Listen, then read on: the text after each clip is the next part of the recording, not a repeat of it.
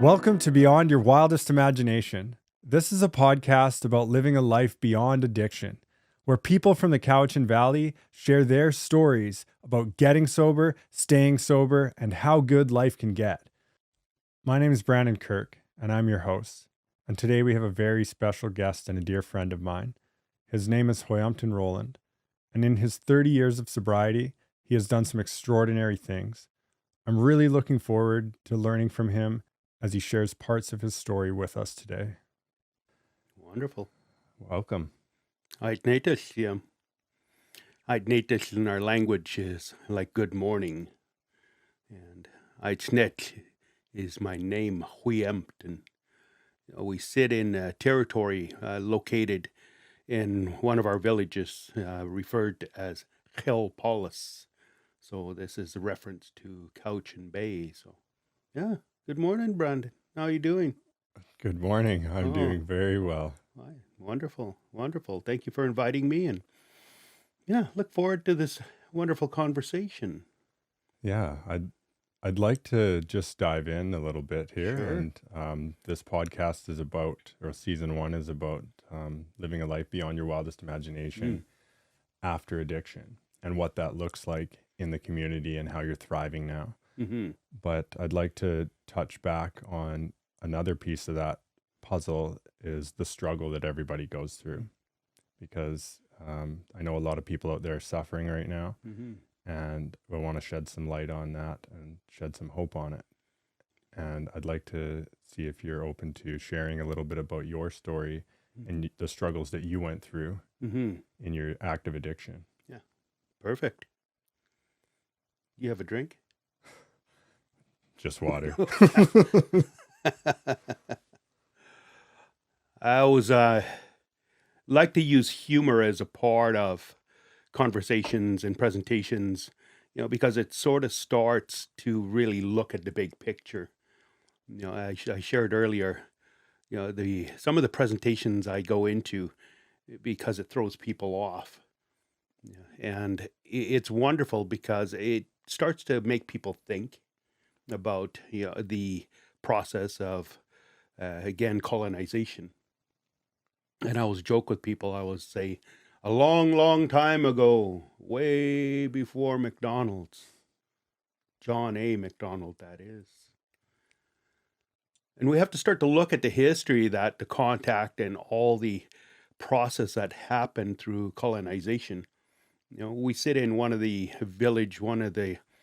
7 villages of Quw'utsun tribes, and this one was impacted pretty heavy during the colonization period. So we start to look at that whole process, and that's the thing, we start to find that relationship of fragmentation. And again, why was the fragmentation? Why was the impact so, I guess, overwhelming, for Indigenous people throughout basically Canada?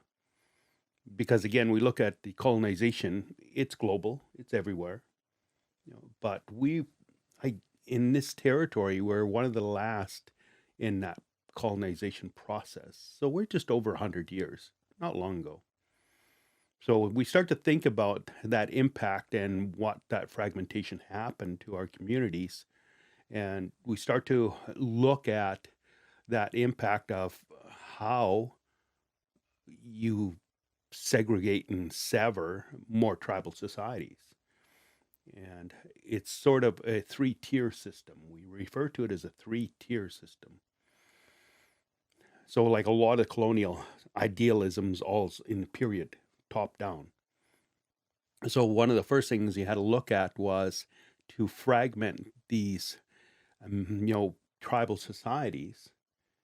We had to start looking at how do the colonial people, sort of break that system up.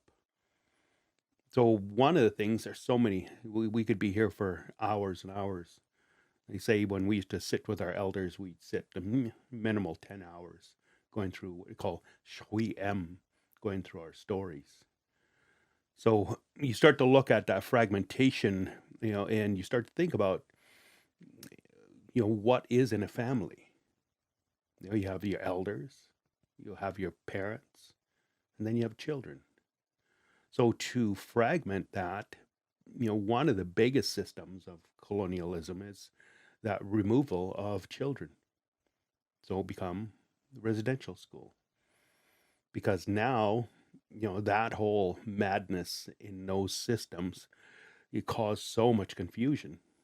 So when we start to think about those times, you start to think about psychologically, what is that doing to you? So a lot of those systems wanted to break your spirit down. We call our sali, your spirit, the whole relationship to everything. So, for example, there's a lot of abuse in those schools, most of them. Some people say they enjoyed, the educational pieces of it, but again, a lot of struggles.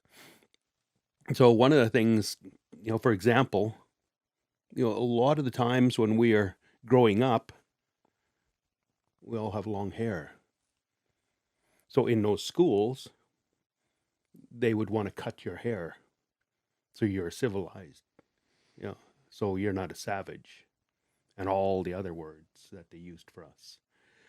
But in our culture, the only time we ever cut our hair is if grandma, grandpa, or mom and dad die. So psychologically, what is that doing to us as children? They're telling us, well, your parents aren't here anymore. Your grandparents aren't here anymore. We are your parents now. So those whole pieces of psychology has been very challenging for a lot of the First Nations that have went to the schools. Because again, if you didn't end up in a residential school, you ended up in what they call day school. So you got to stay home. But was it any better? The schools are just the same process. So we start to look at a lot of that history of, the fragmentation, and then the introduction of all these, resources, to take care of the adults. Children are gone. Grandparents, they're going to die. What do we do with the adults? So they brought in a lot of what they call the germ warfare, smallpox, introduction of all of that. Then another big wave of it become alcohol.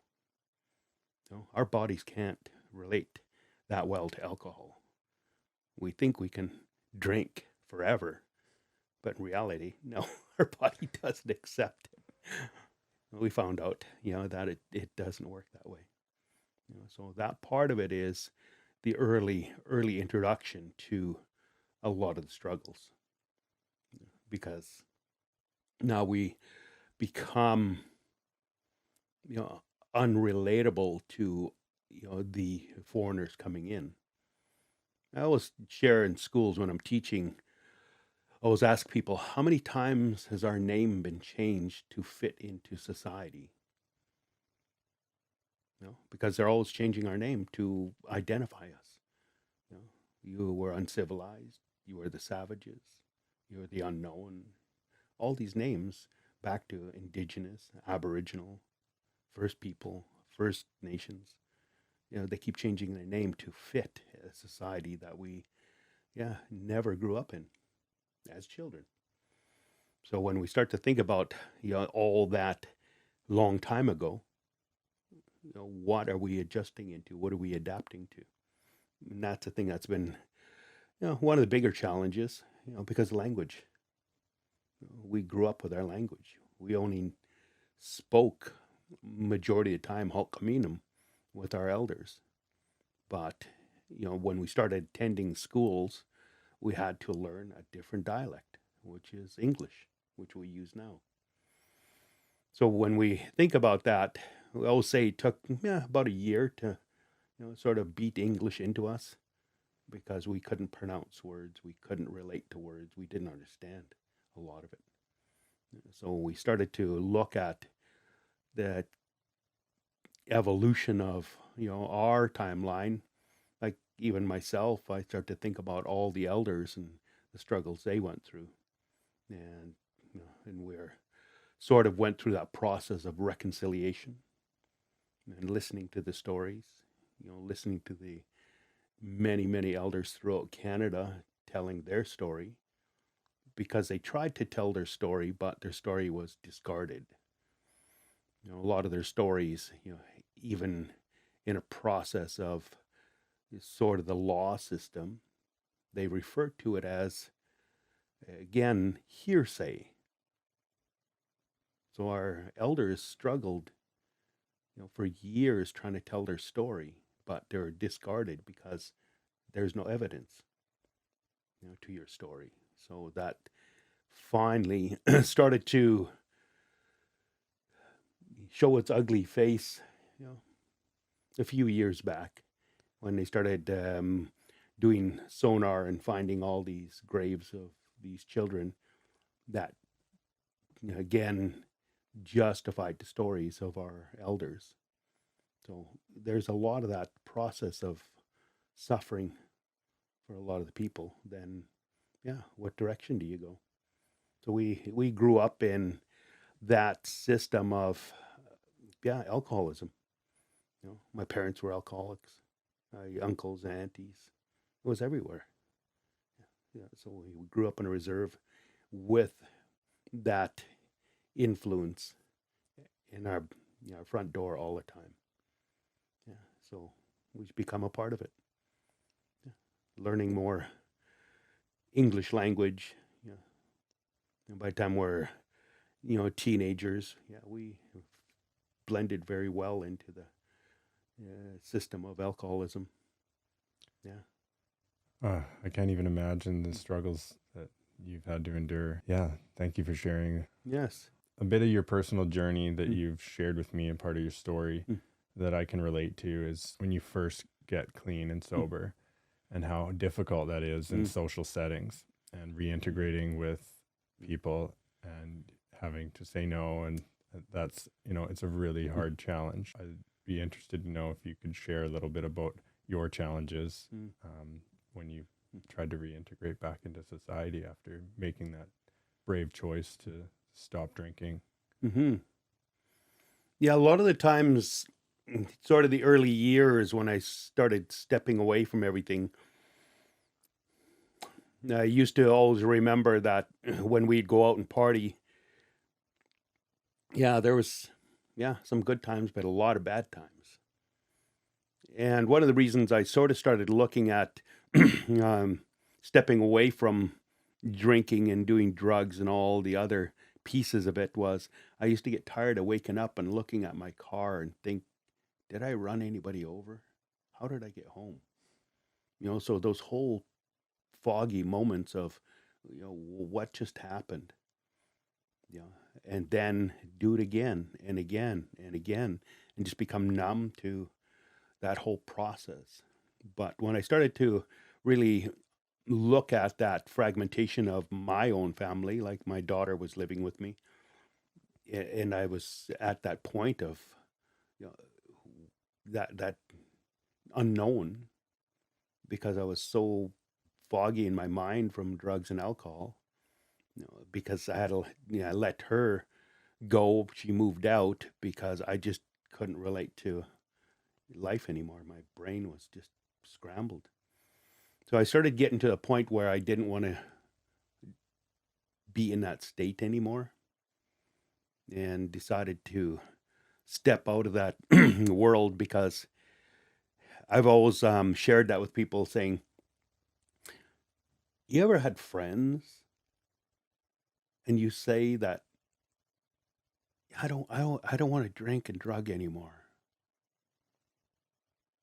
Then your friends would just laugh at you. You'll never change. And I believed that for a long time. What would I do?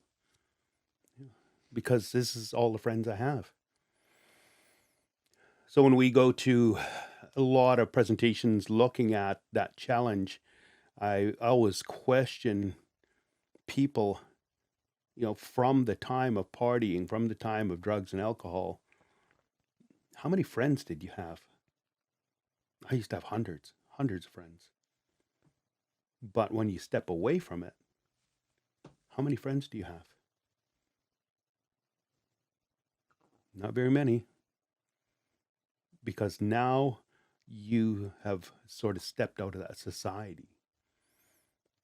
You've been ousted out of the society and nobody wants to relate to you. A few people will come and visit you.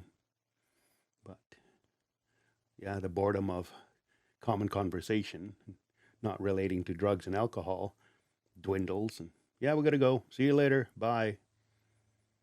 So the commonality of finding that relationship, become, such a challenge. The isolation of, what do I do now? Then the challenge of getting the trigger of going back to that place. Maybe the only thing I could do is go back down to the bar or down to the nightclub, and then I can hang out with everybody because there is no one to spend time with. You'll find a few people, but not.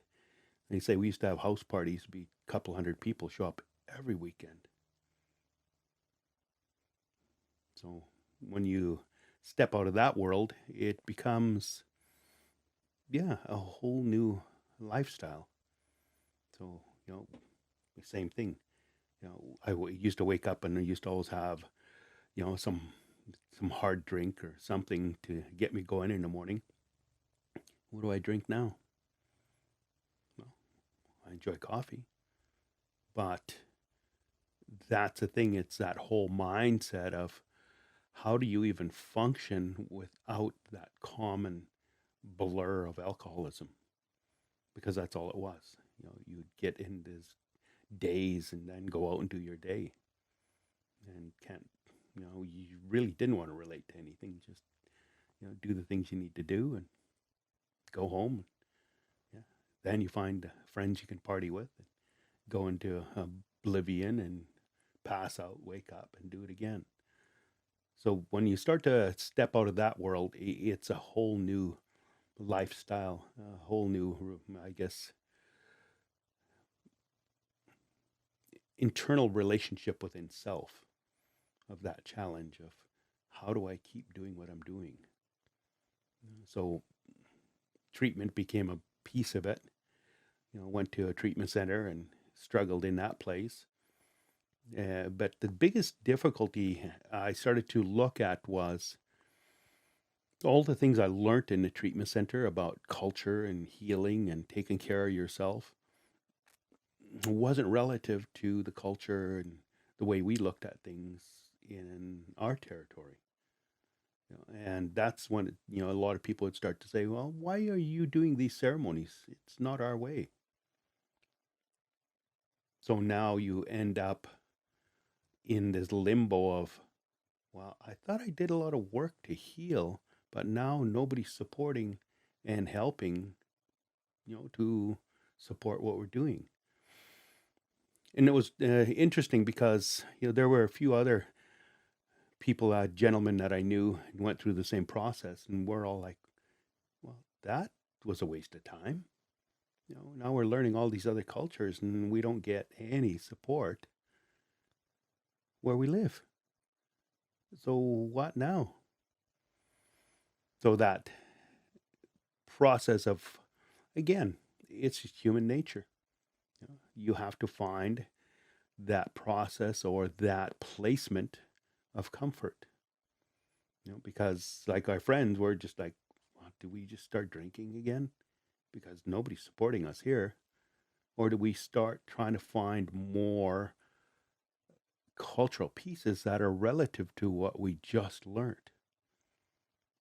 So that was a part of it, through even that, I guess, segregation from our own tribal society, because we were doing things different. So we started to find more people that were doing the cultural ceremonies we learned, like the sweat lodges, and to continue learning that aspect of our healing, I guess they call modality. But that was again more difficult because there weren't that many people in our territory. So we had to start looking around to find other people that were using that form of healing. Yeah. I can relate, and I'm sure the viewers at home can relate as well to that feeling of, first getting clean, some of the viewers, and not finding a place and not knowing where to go or what to do. And also that repetitive motion of doing something and telling yourself you'll never do it again. And then you're right back there the next day. But for you, I know in our talks, you've mentioned travel was a big piece of your life. And I'd like you to share a little bit about that and how that helped you in your recovery and your journey. I know you used travel you even completed some of your school through that. And what was that like for you, finding home away from home? Well, it's interesting. I love my parents. They used to always tell me to stay home, settle down, and get married. And when I started doing a lot of education, especially anthropology and archaeology, it intrigued me because I always tell people that I was always intrigued by global societies, indigenous societies around the world. So when I was a young boy, this color really attracted me, this yellow color. So when we'd go into the store, I would see this book on the shelf, and I'd always be attracted to it. And it was always this bright yellow color.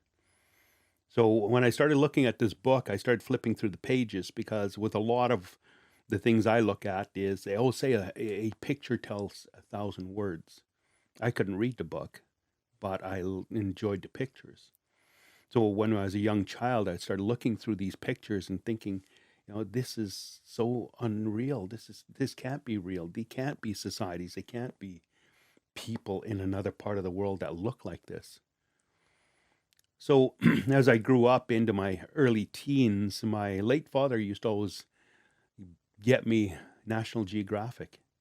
So if you think about National Geographic and that yellow color on every book that came out or every magazine that came out, I used to sit for hours looking at the photos of going, where's this tribe?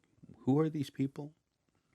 And that started the interest of looking at tribal societies, because if I think of our tribal society here, a lot of our lifestyle was hunting, gathering. What happened to it? Where did it go? We do a little bit of it, but not full survival. So I started to really get intrigued into looking at more of the photos, more of the pictures, more of the landscapes. And again, tribal societies. Who are they? Where are they? What language do they speak? So I started to really want to learn more about that place, somewhere in the world. And it was interesting because I think again of my late mother and late father. I remember my late mother, used to always tell me to stay home. And I used to tease her because she said, you call your schmecht, your mind is getting too much in it. And I was telling her, I said, genetically, I cannot stay home. I figured this out. I said, genetically, I cannot stay home. And my mom used to, she'd go, you're crazy. You're just crazy. But I would try to explain it to her in this way. I would tell her, great-great-great-grandpa, your side of the family used to leave Kelpolis and journey all the way down through Seattle, all the way up the coast, as far as California. Then they'd go from California back up the Columbia River to visit the tribes called White Swan, the tribe up in that region, and then come back. Maybe 6 months journey. Then I think of my late father. I said, your lineage came from the big island of Hawaii. and they would travel back and forth to a place called Khmalahu at the time, which is now Malibu Beach. And they used to visit with the Chumash people, the tribal society there. And then they traveled up and down the coast, but they didn't come too far into what they didn't know. Again, there wasn't a label of British Columbia or Canada. It was way before that time. Then, if looking at the stories of migration, Hudson's Bay Company ended up in the Big Island, Hawaii, and understood from stories that the Hawaiians were solar navigators. So King Kamehameha II had some sons that were navigators, so Hudson's Bay hired them to navigate them across into the New World. So that's the thing I used to tell my parents. Genetically, I'm a traveler. So how can I stay home? Because the gene of my mom and the gene of my father, it's navigation and traveling. Yes, and my mom used to always just shake her head and say I was sheeshless, crazy. I don't listen. So I started to look at a lot of the places and always keeping pictures in my mind of those books and thinking, geez, I'd like to go see that place sometime. I'd like to visit that place. And I did travel a little bit, when I was still drinking and drugging, but that's why I always tell people, when you drink and drug and you go on holidays, what do you see? You might as well just stay home and get drunk because you don't see anything, when you're in that state in another country. You just experience alcohol and all the other goofy things that go with it. So sometimes, like I always tell people, when I travel down to Mexico or Hawaii or those places, just partying, I don't really remember the trip. I remember some of the places we partied, but it's still a blur. So when we start to think about those places, I started to go back to school because once I stopped, drinking and drugging, I didn't hang out in pubs. I didn't go out with people. I could go still sit in social gatherings, but so I decided to get out of the blue collar work and go back to school. And I always tell students, because I had a hard time in school, because I'd always fall asleep because I'm in a square box. And the only time I sit in square boxes, a lot of times I just zone out and fall asleep. So I'd always ask students, how many of you fall asleep in class? And a lot of students say, yeah, I do. Yeah, because we learn differently. We're experiential learners. We need to go out doing things. So I started to realize that that's what I sort of want to look at doing as a part of my journey, a part of my experience. So I started looking at some of the cultural teachings. Can we do a program for our youth to take them on the land and maybe go hunting and gathering? Maybe go out and stay on the land. So that part of it was the beginning of a lot of the things I do now of that experiential learning piece. And because getting through, my degree of anthropology, I sort of looked at that struggle I had, and I had a wonderful professor who realized that I don't learn well in class. So she suggested at that time distance learning. So I had no idea what distance learning was. And she'd explained it to me about, how that semester, you take one semester in the university, then you step out into a distance learning program. So you'd usually go 2 to 3 months into another country and just immerse yourself into different cultures, different landscapes.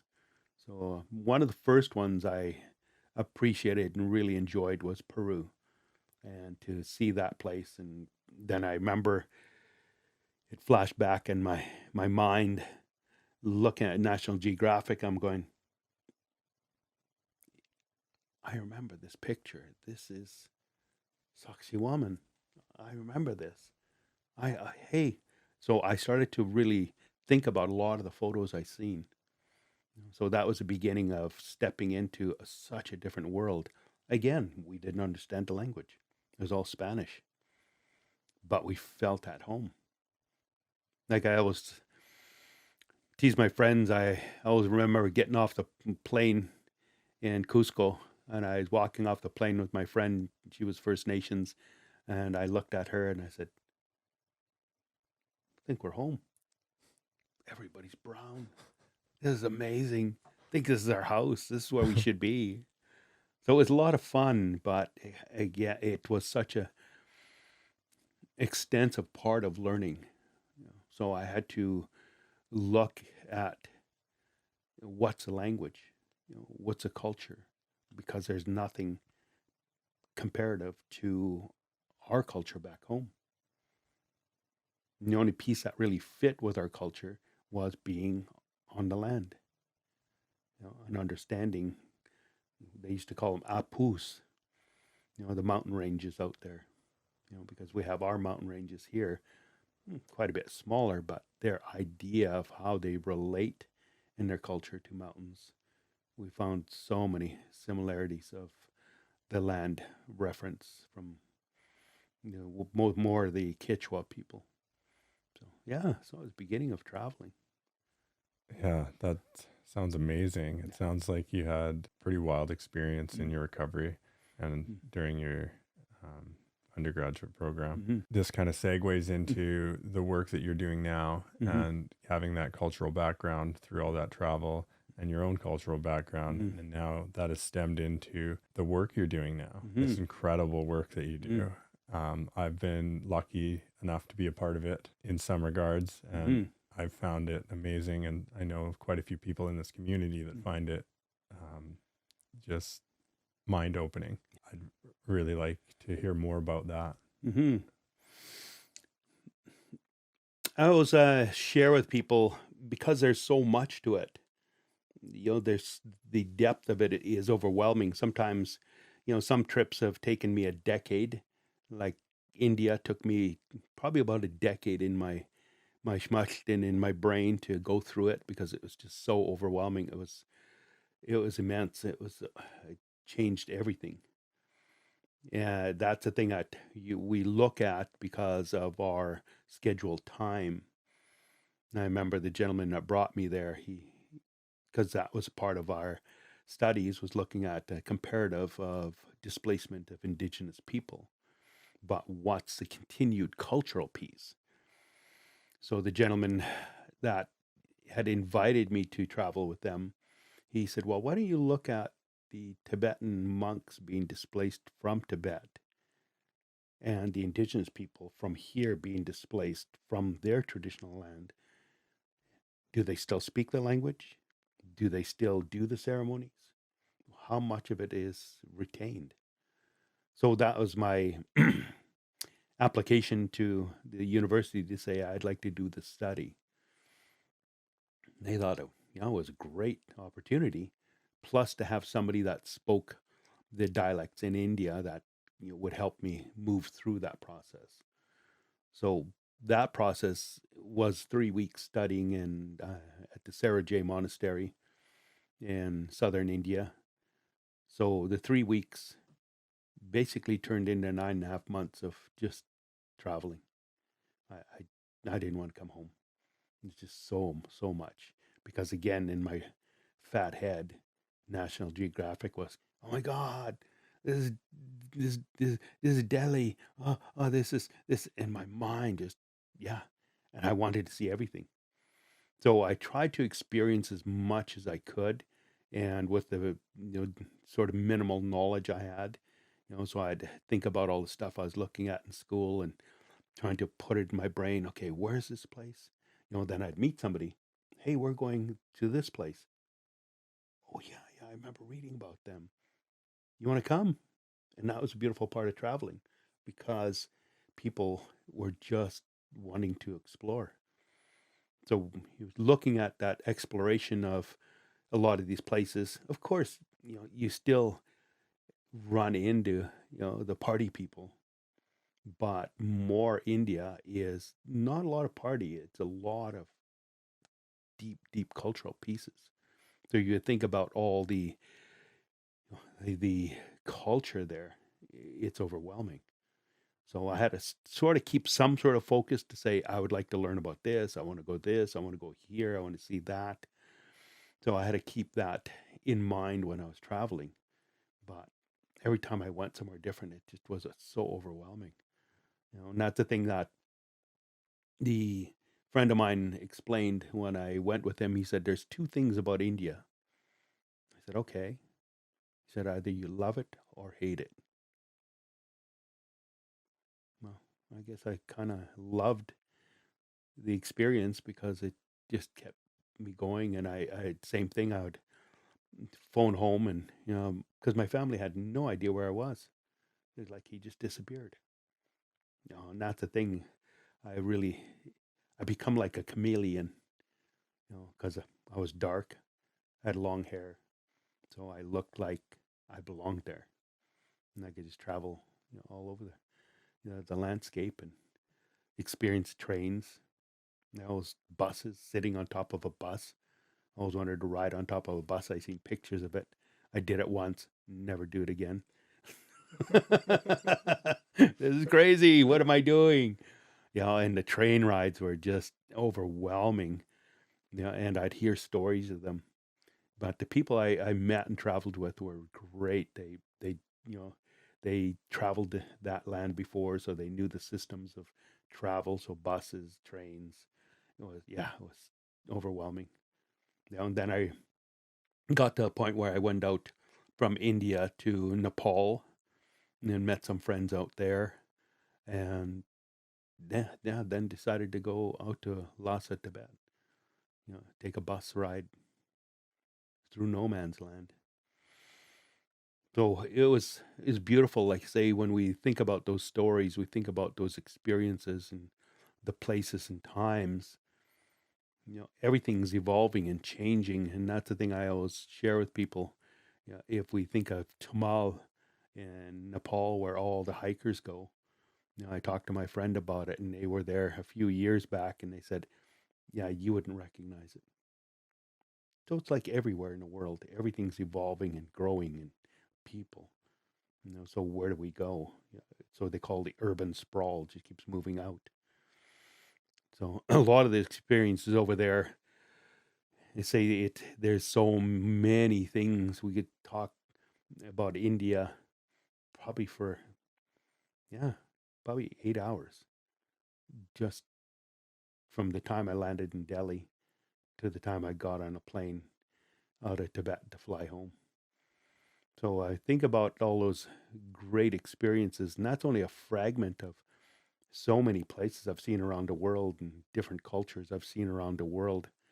And same thing, some days I sit there and just go, what just happened? Did 2 decades just pass? Wow. Who am I? What did I just do? So I think about, just over 3 decades of being drug free, alcohol free. And that's the thing I think about every time I travel, especially in Europe. People say, oh, well, you can get to try all the different beers. And no, no. And it was difficult because culturally, I've been to Peru a few times now to meet with the Quechua people. So they drink what they call chicha, which is alcohol. And it's really hard because it's culturally acceptable and they're always giving it to you. So you're like, dump it on the ground, for Pachamama. Here's your poos. But they don't understand, why won't you drink? They don't see it as, a struggle. It's a part of their culture. So, yeah. So we always want to make sure that we look at that part of it. When I'm going into other cultures, is alcohol a part of the culture? And I seen it in Korea. It was the same thing. They're always giving you something to drink, and you're like, no, no, thank you. I know what that'll do to me. That one definitely will knock me off my feet. hmm Yeah. So a lot of that work has been beautiful to take so much of it home. And when I'm teaching in a lot of schools, I always want to use that reference of, yeah, what do we really know? Really, we know nothing. In the big picture of the global society, what is it we really understand?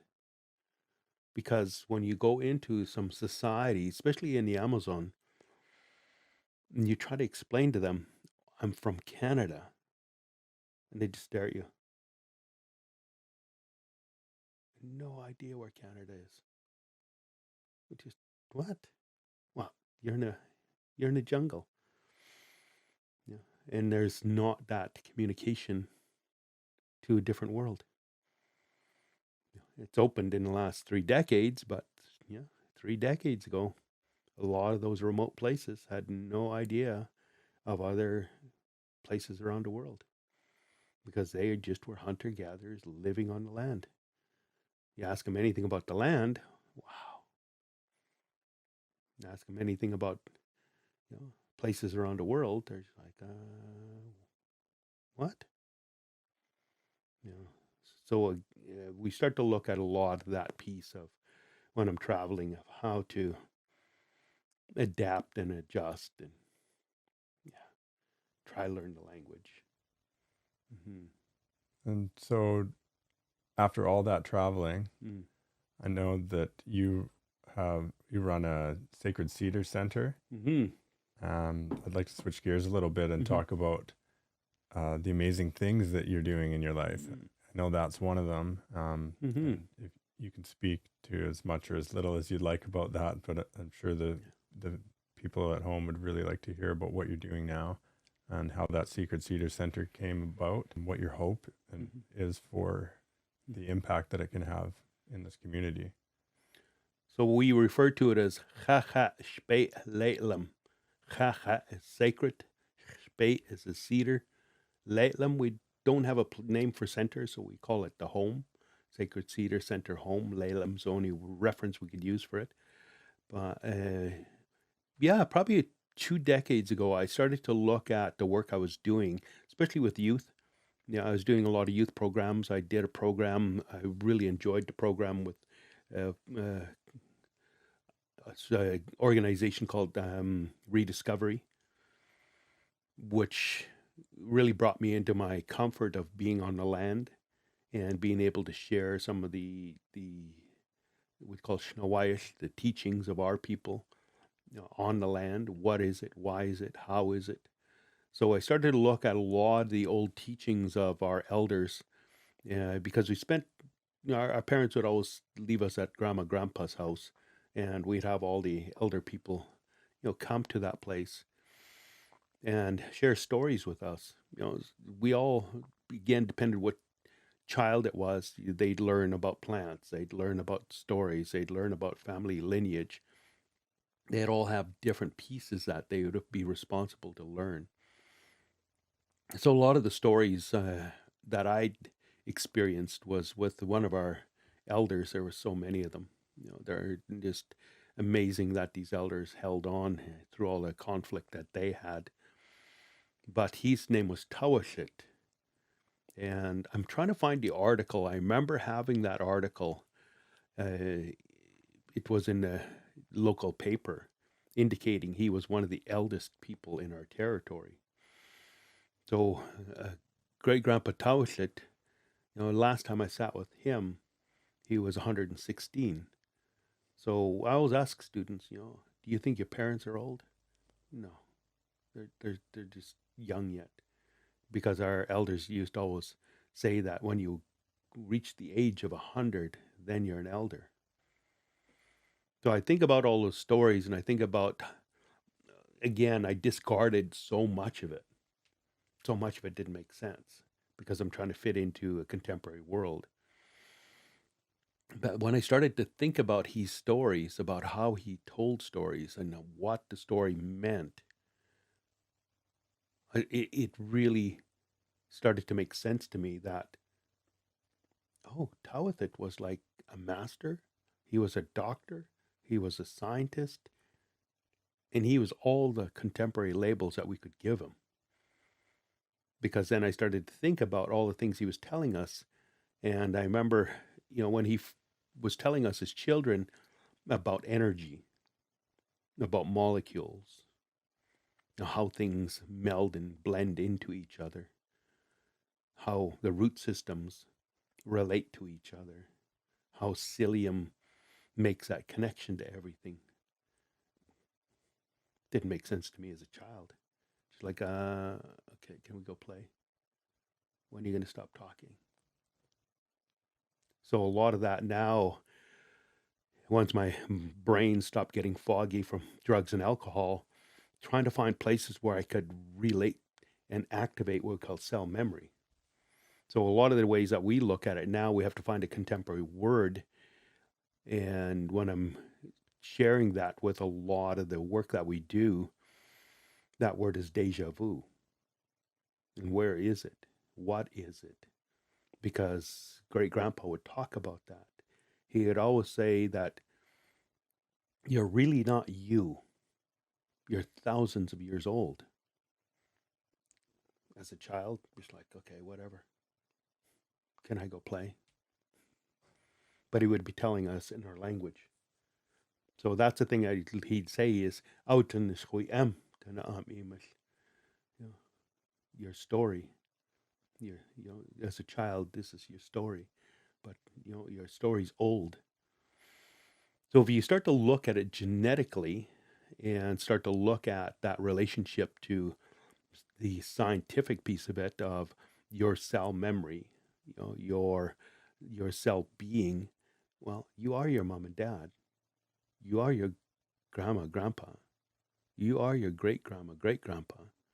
And that's the way he would explain it to us. That those cell memories sit in your celli, in your whole being. Then sometimes you'll have to relate to them or experience them. And that's when he used to say, the other relation is the trees and your water, because that was all here before you. So when I go to gatherings, I always hear people say, "Oh, all my relations." I always ask people, what does that mean? And a lot of people say, "Oh, it's about us, it's our group." So we see it differently, because Tawithit would always say, "Were you here before the trees? Were you here before the water? Were you here before the mountains? Everything was here before you, and you are only a part of it." So I try to explain to a lot of students scientifically, we have two lungs. The earth has two lungs. We have maybe 75, 80% water in our body. So does the earth. So what's different? We're just a part of everything. So when we start to think about a lot of the teachings, I started to bridge them into more of a contemporary, science, math model. It's even like when you take kids spearfishing, physics. How heavy is a spear? How long is a spear? How fast is the water moving? Because you have to know that if you're spearfishing. So when we start to look at bringing students in, here's the things we would like to share with you. Here's the other things I learned from other cultures. Here's different languages. Here's different processes. So the basics. How do you start fire? How do you filter water? So we started bringing more students, onto the property we have in Duncan here, called the Sacred Cedars Center, and I'm always grateful for, we refer to them as our elder, my shayesh, she said, "What's the name of your gathering place? You should have a name for it." Oh, okay. Then she said, "Here's the name, Sacred Cedars Center." Oh, okay. That's what it's going to be. So that's continued into today, that we have stepped into, such a diverse modality of healing for people, because I look at those old stories, those old teachings they call Shnawaish, the old teachings of how our elders spoke to us. And we look at even the work we do for sound journey work. Yeah, it's just a vibration. It's just energy. So a crystal bowl makes this sound, that activates the energy in your body. A drum makes this sound, activates a different part of your body. A flute will activate a different part of your body, because again, the way Tawachet would always say it is your body, your body, spirit feels, tells your ears to listen, then registered in your brain and becomes a part of a cell memory. And that's why, a lot of the things we look at of, going to the sweat lodge, going to sound journey, doing all the different cultural work we do, it's all relative to energy, because that's how the old people taught us. Yeah. Wow. So much in a short time. Yeah. Yes. Yeah. Well, I think what you're doing is incredible. As we start to wrap up here, I'm wondering if there's anything a message that you would give to anybody out there that's still struggling in active addiction, or they're on their journey to freedom, really. And if you can pull anything from your story that would offer them hope, what would that be? What would that message be? Well, we always think about, the struggles or devastation of society. Society is going to be society. It's still going to be what it is. But like I explained earlier, it's finding that place, because there are those places that give the support. We had to find a way to reconstruct that support for what we're doing, because a lot of it is in that part of energy work. I always tell people that, you don't have to travel around the world. You just have to travel inside yourself. So when we think about finding that Sali, that spirit inside of yourself, that's when you start to find the other part of that support for yourself. And that's the thing we try to share with a lot of different people struggling, going through the processes, because a lot of people don't want to do sweat lodge. A lot of people don't want to do sound healing, but there's so many other modalities that you can take care of yourself. And it's the same thing. I know that with the addiction, because of some of the heavy drug use we're using, I know even my medical doctor said, yeah, you're going to have a lot of problems when you get older. Yeah, that was 20 years ago. Not really many problems. And the biggest part of it was, even the medical doctor said, well, how are your lungs and your kidney and your liver still functioning? Because you abused them. So I was lucky enough to be with an elder that used to use all traditional teas, traditional plant medicine, to again use to help clear a lot of the gunk out of my body. So that's the thing that I always encourage people is to, find out what you really want to do. Then you're going to find that place or that person. So look at what is it you really want, and be careful what you're asking for. And when I start to think about the endless journeys, the people I met and the people I sat with, just it was beyond my wildest imagination. And I think about one time I was sitting in a room with, because my friend was asking if I knew anything about Buddhism. And I shared with him, what I understood after my trip to India. And he invited me to be like a liaison with the visitors. And I always tell people it's just beyond my comprehension of sitting in a room with His Holiness the Dalai Lama, Desmond Tutu, and Nelson Mandela. What am I doing here? I could be sitting in a room with a whole bunch of drunk people, and not even comprehend anything, but I have to physically keep my mind. That's really the Dolly. That's Nelson. What? So that's the thing I encourage people is, if I can get through this journey, from all the, endless things that had happened, you just got to find that place for yourself and find, that support for yourself. Because, now I just get to experience all these beautiful journeys with so many people. So, yeah. Oh, that's a beautiful message, Hwiemtun. Really appreciate it. Thank you. If there's anything left that's on your mind that you'd like to share, if there's perhaps a song you want to share or anything else, now would be the time. Well, like I say, we could probably be here for the next 10 hours just breaking down the experience, the structure, because when we think about, when we say in your schmush, and they're just, it's so much. Because when I do presentations now, it's the same thing. Give me a timeline, give me some notes, because if you leave it wide open, you're going to be here a long time. And same thing, I had to do a presentation for a bunch of scientists, and we're in a room. And I was telling them that because they had all these bright lights on. I said, turn the lights down. It's just really bright in here. It's just that buzzing is too much. But they all had their phones. They all had computers. And I said, just put everything away. You want to learn about the relationship, into the landscape, into the mountains. It's called Shmant, about the forest and that relationship of coexistence, on that mountain.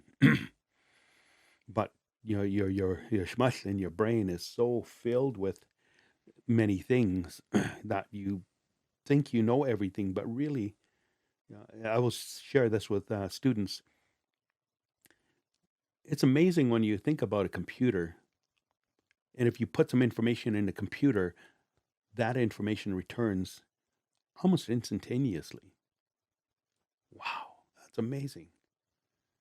But I always ask students, who tells Grandma Google and Grandpa Yahoo what to put on there? Do they know what they're talking about? And it really makes students think, and they're asking, wow, never thought about that. I just type it in and that's what it is. So it always goes back to really, what do we really know and what do we really understand? So when you think about the way that we learned from our elders, it again, Grandpa Tawithit was such an inspiration. I think about him all the time and the way he spoke about things, about that relationship to that land and how we look at things. It's like when we share information about ethnobotany, there's so much to it. But again, what's a relationship? If we go to collect plants, how do we make a relationship? And that's the thing I was trying to explain to the science group was, what is a relationship you make in ethnobotany with the plants? And they're like, what? Here's an example. Say my grandma, my shayesh, wasn't feeling well and asked me if I could get some, what they call schlachen, some medicine. I would go to the forest. First of all, I'd say, where's your illness? What illness do you have? I would take that information to the forest and explain to the forest, here's what Grandma's struggling with. In here, amongst all of you, one of you are the medicine for Grandma. Then I would leave an offering. First thing daybreak came, the day is breaking. You always go in the morning. Then you go back next morning, same thing. Ask the forest, what is it Grandma needs? Go back the third day, make that offering again. But it isn't until the fourth day that you go out that you're looking for that plant. Because again, is it this long, spindly plant? Is it that tall plant there?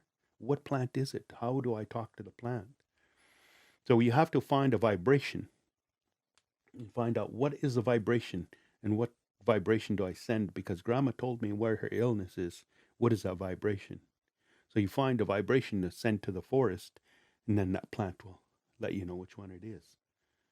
So when we go to the forest, we want to make sure that we are speaking.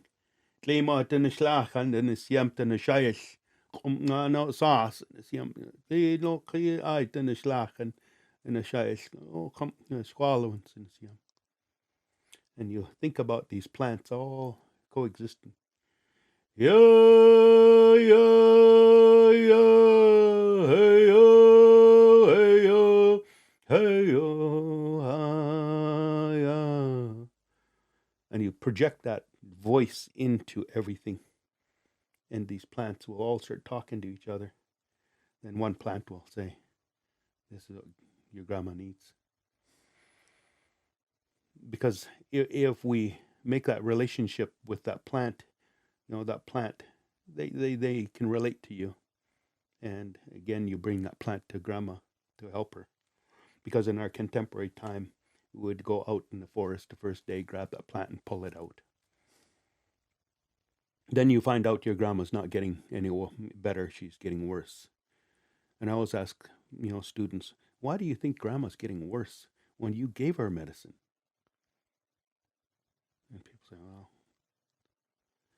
because what you're giving Grandma in a contemporary model, if you go out the first day, rip that plant out of the ground, you're giving Grandma now a dose of trauma. Because you have no relationship to this plant. And you've taken it out. It's like a human being. You cause trauma to a human being, they're going to get very, very sick. So if you make a relationship, find out what this plant is, find out what the sound is, what the vibration is, that plant will be giving. It'll be helpful. So that's one of the things we share with people trying to understand that relationship. I'd say in our culture, we always hold our hands up because Grandma used to always say that, Chaelish, these are your receivers. Now they're filling your sali, your spirit. And we always encourage people to, look at different things, understand different things, learn different languages, because our brain is operating, on a borrowed language. And what is our old language? What is your indigenous language?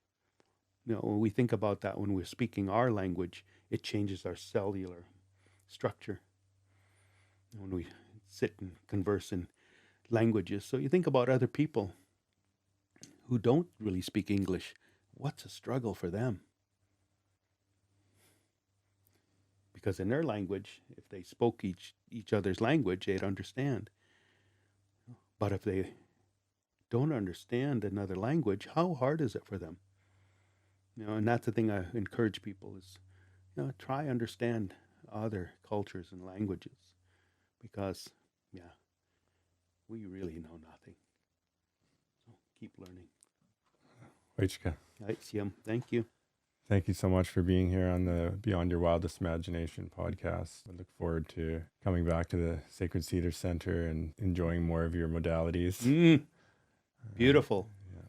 Beautiful. And remember to find Sacred Cedars Center. We're trying to hold it in the old format. We don't have Twitter. We don't have Instagram. We don't have a website. You might find us on Facebook. But most of the time, people find us that are meant to find us. And that's the way we look at it, is if you're there for a reason. Yeah. And we reference that now to an old term they used to call 6th degree of separation. The old term was somebody knows somebody that knows somebody that knows somebody that knows you. And I tell a lot of people now we're at 0.1 of 1% of separation because of technology. So come find me. Beautiful. All right. Right. We'll Thank leave you. it at that. Thank you. Have Thank a you so great much. day. Yeah, you as well. I always tell people, enjoy your life or I'll do it for you. Yeah. Have fun. Yeah, thank All you. right. Thank you Thanks, so Brandon. much. Really appreciate it.